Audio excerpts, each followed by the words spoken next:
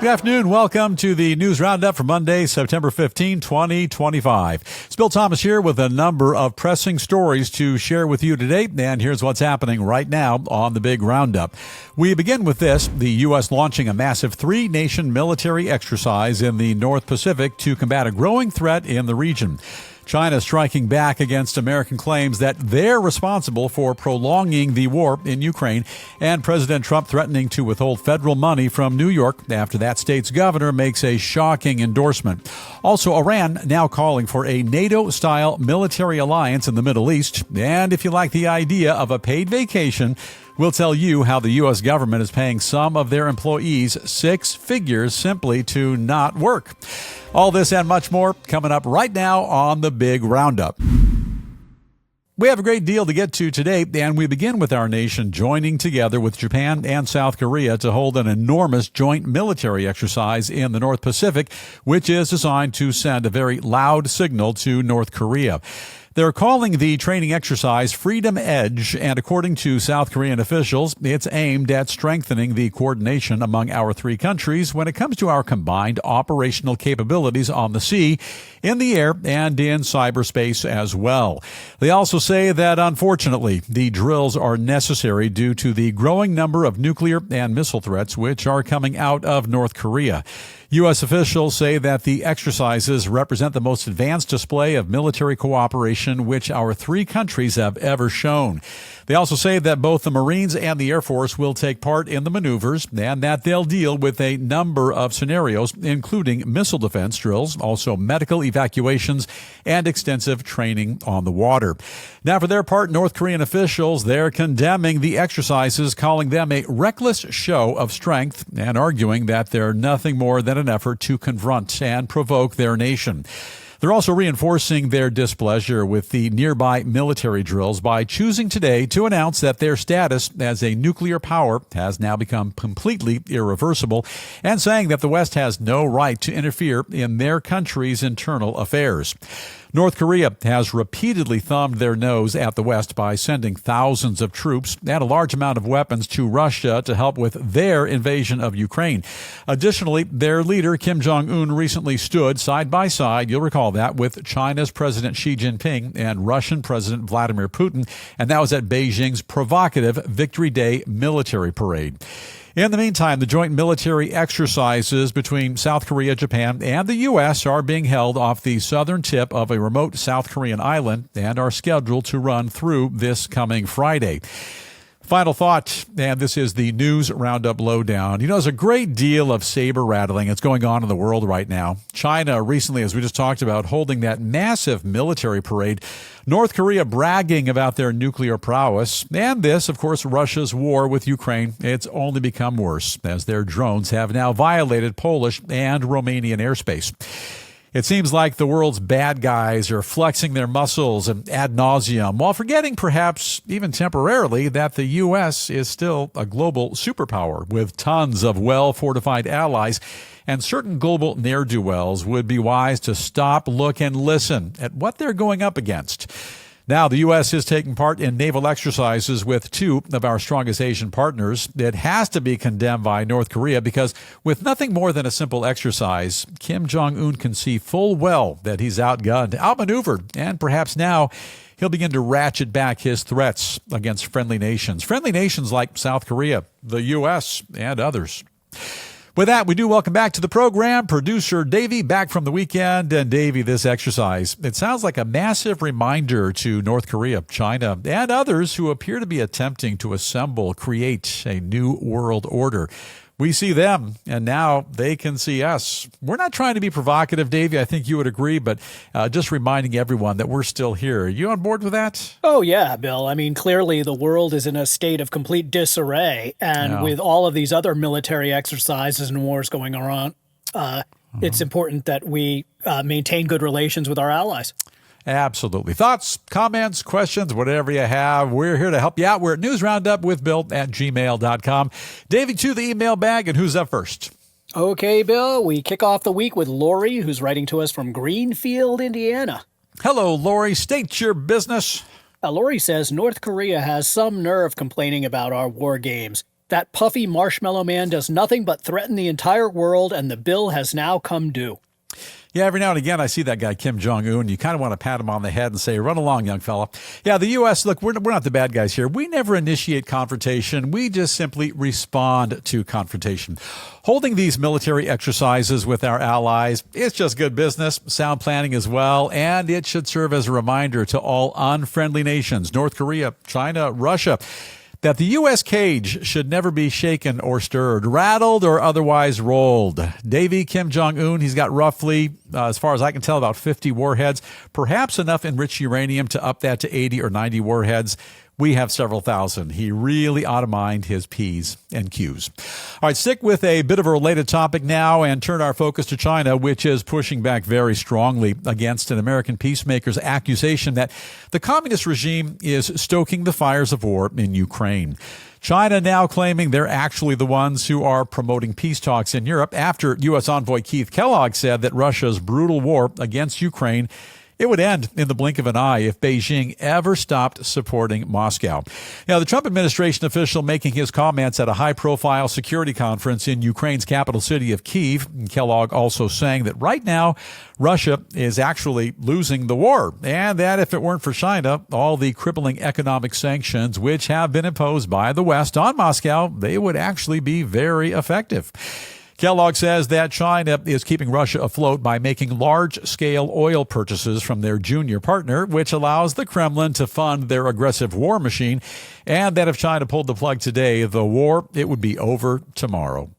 However, as can be expected, Communist China has another view altogether. They say they've been consistently fair and objective when it comes to the Ukraine war, and they even go so far as to claim they've been promoting peace talks the entire time. By the way, it's not the Ukraine war, it's the Russian war against Ukraine. So his comments are a little bit askew, a little inflammatory. They also claim that a majority of countries in the West, including the U.S., are still engaging in a large amount of secret business with Russia, and they say deals that China is cutting with Moscow are simply part of normal trade relations with another country, according to global rules. Now, in order to bring Moscow back to the negotiating table, the Trump administration is urging their allies in NATO and the G7 to crank up the pressure and impose additional sanctions on Russia. China calling the move a typical act of unilateral bullying, which threatens the stability of global supply chains. China also says that coercion, it won't solve the problem of the war, that dialogue and negotiation is the only way to peace, and that they stand firmly against anyone pointing the finger in their direction when it comes to making things worse. Beijing also says they'll do everything in their power to protect their rights, and if any sanctions come their way, you can expect them to respond with firm countermeasures of their own. Final thought, and this is the News Roundup Lowdown. You know, the Trump administration, they're spot on with their comments. And here at the News Roundup, we've been saying this for a real good chunk of time. Nearly 4 years ago, Russia initiated a brutally violent war against Ukraine. China is complicit in that war due to, in large part, all the trade they're doing with Vladimir Putin. And it's not just normal trade. That's absolutely false. The more oil that China buys from the evil empire, stole that one from the great one, President Reagan, the more that China buys from the evil empire, the more money they're putting into Putin's war machine. And the blood of Ukrainian, Russian, and North Korean soldiers is now on your hands, Xi Jinping. Also, if China was legitimately in favor of peace talks, they would sit down in a room with U.S. and Ukrainian officials, along with all of our NATO allies, and convince Russia to stand down. China, acting alone, could purchase their oil elsewhere, thereby harming the Russian economy. It would. They could also convince India and other nations to do likewise. And in time, the money spigot funding Vladimir Putin's war, it would theoretically dry up. Regarding Putin's fear of Ukraine joining NATO, pure rubbish. Ukraine is not going to be joining NATO, and even if they did, their membership, it would do nothing to compromise the safety or security of Russia or its warmonger-in-chief, the Honorable Vladimir Putin, a real stand-up guy. Hey, drop us a note with your thoughts or your comments. We are at newsroundupwithbill@gmail.com. Davey, to the email bag. Who's up right off the top? Okay, Bill, we got Ron writing to us from Asbury Park, New Jersey. Ron, welcome to the program. Ron says, China is full of garbage and there's plenty of blood on their hands. That guy is right. If it weren't for those commies, the war in Ukraine would have been over for a long time, and we wouldn't have had a COVID pandemic either. Yeah, China, I think, is very complicit in the war. There's a lot they could do to bring that war to a very rapid end. They've got to sit down with the U.S. That's not going to be easy. Xi Jinping and President Trump, also Ukrainian leadership, the EU, all of our European allies all coming together. China is the trump card in this entire mess. They could effect a very rapid end to this war, but they're not going to step up. And Davey, who's up next? Okay, Bill, we have Allison writing to us from Bend, Oregon. Allison, great to hear from you. What are you thinking? She says, clearly the war in Europe is benefiting China in many ways, so why would they want to see it end? We need to explain it to them. Yeah, I think they also kind of thrive on chaos, as does North Korea. I think Iran loves chaos as well. All the ne'er-do-wells, they love the chaos. And by the way, Kellogg's comment that Russia is losing the war, wholly refutable, in fact, entirely inaccurate. Russia continues to make advances. The death toll on both sides, unimaginable. And the destruction left behind, it's going to take years and billions of dollars to repair. You know, lives are still being lost. Ukraine is under perpetual attack. Russia right now holds roughly 20% of Ukraine, and they're not slowing down. By all measures, Russia does not appear to be losing this war. Sounds more like a bit of a PR job. Mr. Kellogg, you got that one wrong. All right, switch things up here just a bit and take a look now at a political situation which is percolating right now in New York after yesterday's shocking endorsement by Governor Kathy Hochul of an avowed socialist who's currently leading the race to become the next mayor of our nation's largest city. Not our greatest city. I say L.A. is the greatest city, but New York is the biggest. President Trump now threatening to hold back on delivery of any federal funds which are owed to the Empire State after Hochul threw her unwavering support behind fellow Democrat Zohran Mamdani in his bid to become the next leader of New York City. Trump says that Hochul's perplexing decision to throw her weight behind a little communist is a terrible move for the Big Apple, and that his administration will be keeping a very close eye on this developing and disturbing situation. In case you're not aware, the governor's surprising endorsement, it's a big score for the far-left self-declared socialist Mamdani, who's been struggling to gather support from other mainstream Democrats despite holding a commanding lead in the polls. A number of established members of the Democratic Party, they've been kind of hedging their bets when it comes to backing the young progressive. However, Team Mamdani is hopeful that the governor's seal of approval will finally convince them all to hop on board the train and toss their support behind the socialist candidate as well. In her announcement, Hochul says that although she's had significant disagreements with the 33-year-old Mamdani along the way, she recognizes that they both kind of share a vision for New York, which includes making the city both affordable and safe. She also says that the city deserves a mayor who will stand up to President Trump. And right now, according to polls, Mamdani holds a commanding lead in the race over a number of other high-profile candidates, with President Trump saying that if nothing changes, it looks like he may win. President going on to call that disturbing possibility nothing more than a rebellion. Final thoughts. This is the News Roundup Lowdown. You know, it's just disgraceful that New York's Governor Kathy Hochul would endorse this Mamdani character to be the next mayor of New York when there are clearly tons of more well-qualified candidates. It's like going to a fancy seafood restaurant and ordering fish sticks with tartar sauce. Like trading in a fine Rolls-Royce motor car for a used 1978 Chrysler Cordoba. Who was the pitchman for that, David? Do you recall? Bill, that would have been Ricardo Montalban, the great Ricardo Montalban. The guy from Fantasy Island, right? Tattoo's boss. Yes, Fantasy Island. And also he played Khan on the Star Trek movie series. He was fabulous. Absolutely. It's kind of like trading in a bar of gold for a bucket of copper. What are you thinking? Madam Governor, come on now. Now, look, let's size this guy up. Just a few months ago, in a Truth Social post, President Trump called this Mamdani character a 100% communist lunatic. But here at the big Roundup, Davey, we're not quite that judgmental. We're a little more liberal about things. Here's what Mamdani, Momsy Cakes, is pushing for. Rent freeze. This would be implemented for all rent-stabilized apartments in the city, which currently numbers about 1 million folks. Well, it's great if you're a renter, but what if you're a landlord and your property taxes are going up and the repairs and the maintenance and so on? Well, you're out of luck, but the tenants, they make out like bandits. Fare-free buses. Sounds mildly fair. Wants to permanently eliminate fares for all city buses. Although I suppose buying, repairing, and maintaining those buses will also be free. I guess the drivers will work for free. Minimum wage in New York goes up to $30 an hour by 2030. No fooling. City-owned grocery stores, that's what he's pushing for. Key Food, Aldi, Tops Markets, you're out. City-owned grocery stores, you're in. You know, it all sounds pretty good to me on paper. And the plan to pay for it all? Higher taxes for wealthy folks and the big corporations. What you do, Davey, you rob from the rich and you give to the poor. Tax your nation into prosperity, or tax your city into prosperity. Hey, I think I like this guy. I like the way he thinks. And even if he loses the election, he could certainly score one of those high-level jobs in any number of socialist or communist countries all over the globe. I say, Davey, if he loses this election, we send him down there to Cuba. He'd make a great island nation dictator. Would you sign off on that? Well, I think that country needs a new leader, that's for sure.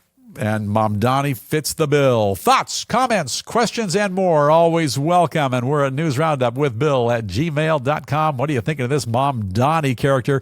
Davey, what are folks saying on email? Okay, here's one from Luke, who's writing to us from Fayetteville, Arkansas. Yeah, before Luke chimes in, let me just say this, Davey. Start spreading the news. I'm leaving today. I want to be a part of it. New York, New York. I like this. I like the way this is all panning out. All right, Luke, what's on your mind? Luke says Mamdani is winning because people are sick and tired of fat cat politicians lining their own pockets at their expense. Case in point, Trump's big, beautiful bill.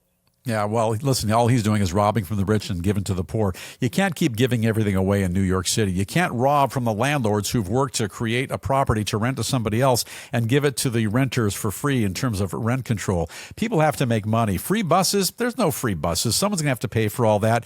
He's going to wreck the transportation system as well. And don't push out the grocery stores to get the city-sponsored grocery stores in. Your city's going to go broke. Who's going to pay for all this? It's just bad business. All right, David, who's up next? Okay, Bill, here's a different view from Betsy in St. Petersburg, Florida. Bring it on, Betsy, the good St. Petersburg, Davy, not the bad St. Petersburg in Russia. Well, Betsy says, beginning immediately, President Trump should not give a single penny to New York. If you say you're going to vote for a socialist, don't beg a capitalist for cash. Yeah, regarding President Trump threatening to withhold federal funds from New York, I'm going to call foul on that one. People from both sides of the aisle, they live in New York. You know, to go on and penalize the entire state, threatening to penalize the entire state with threats of withholding federal funds because the governor endorsed the wrong guy. And she did the wrong thing. But that's just bad business on the part of the Trump administration. By and large, I sign off on most things Trump related, but I think he got that one wrong. You know, if this Mamdani cat wins, he's going to destroy the city. He'll be recalled or replaced in subsequent elections, and we'll get the city back on track in time. You know, the great columnist George Will, you've followed this guy hopefully as much as I have over the years. He got this one right. He says Mamdani has to win. He kind of has to, because New Yorkers have to realize just how bad this guy is for New York. Once he's elected, once he's in office and he collapses the city, then people will realize the folly of their ways, and down the road, they'll never let that happen again.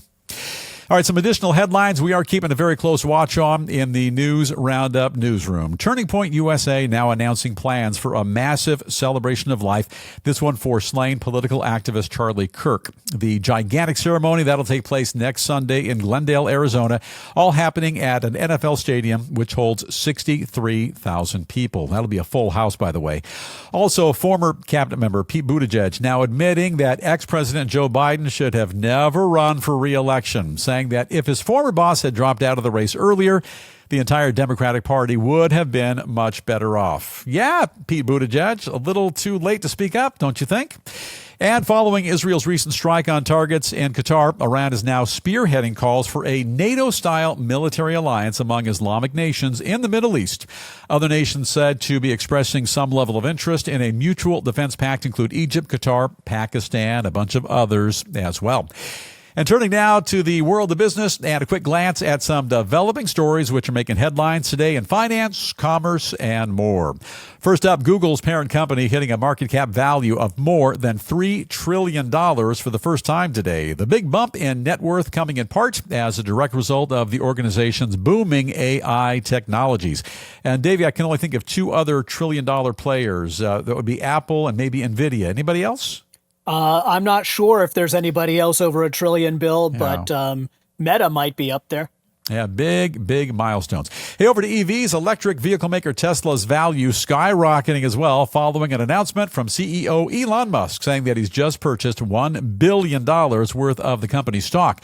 The market viewing the billionaire's audacious move as a significant confidence booster for the future of the entire organization.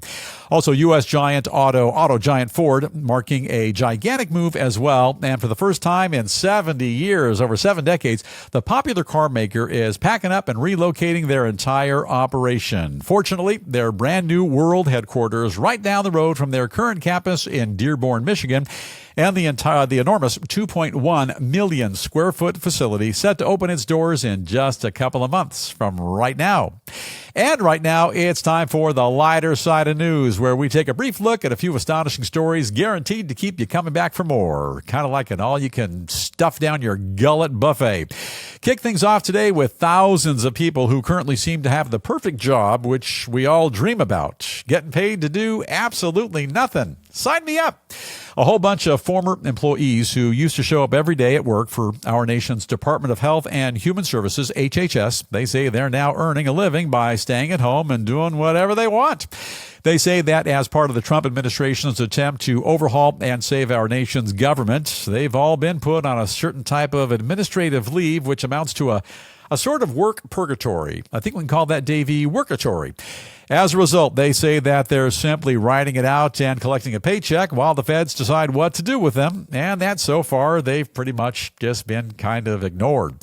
In the meantime, the U.S. government continues to shell out six-figure salaries to some very high earners simply so they can hang out at the beach, play video games, or even work part-time as a barista at their local Starbucks. They make good tips, and I think they get insurance, too. Few things in life are perfect, Davey. Few things in life are perfect. Sunset at the beach in Malibu from the third-floor balcony of a $20 million estate, pretty perfect. A fried bologna and cheese sandwich on white bread, likewise.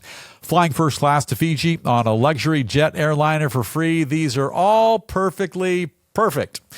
Outside of that, nothing in life is perfect. Except this, a government job that pays up to $400,000 per year with rockin' good benefits. You don't have to show up for work, and there's no work to do. No deadlines to meet. Producer Davey, take a note. I want one of those government jobs, and I want it now, because nobody does absolutely nothing better than me, and I would absolutely fit right in. Dave, you ever met anybody who does nothing better than me? No, Bill. I think you do nothing very well. I've cornered that market. I'm ideal for that position, especially for that kind of bread. It's like the band. Remember the band Bachman Turner Overdrive? They said in their big hit record all those years ago, Taking Care of Business, we love to work at nothing all day. Absolutely.